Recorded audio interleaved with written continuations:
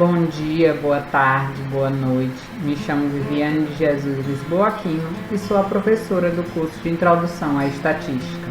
Vamos começar?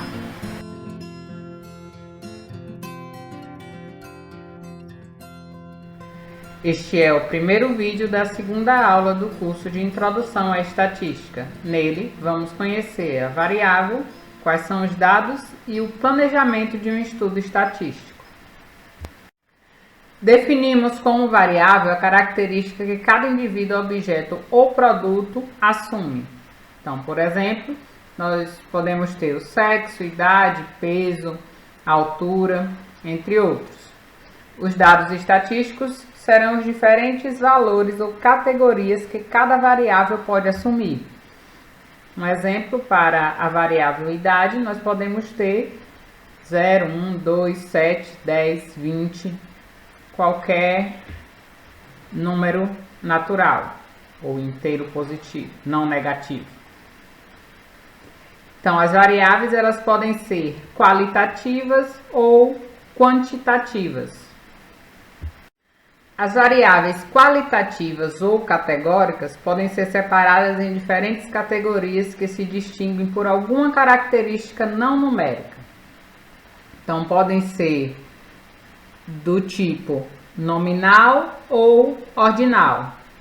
Em uma variável qualitativa nominal, os dados são classificados em várias categorias distintas, usando nomes, marcas ou qualidades. Por exemplo, cor, religião, disciplina, entre outros.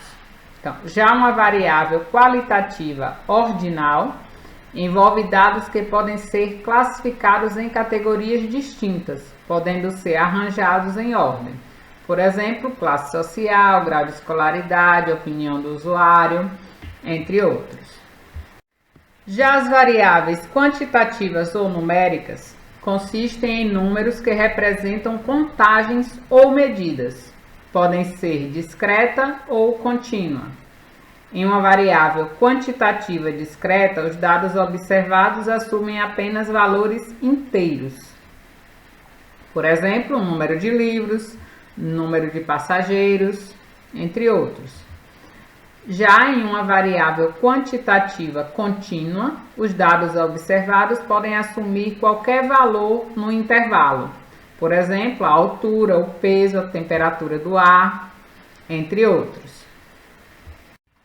Como as variáveis têm naturezas diferentes quanto aos possíveis valores que podem assumir, também varia o processo a ser utilizado na análise ou descrição dos dados estatísticos, dependendo do tipo de variável considerada.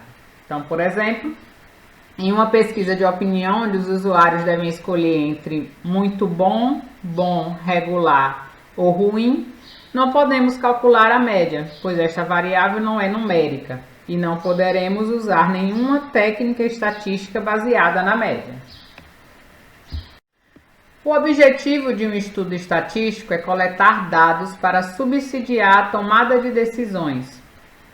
Nesse ponto, vale frisar que se o processo for planejado de forma inadequada, as conclusões não serão confiáveis. Por isso é muito importante planejar bem um estudo estatístico.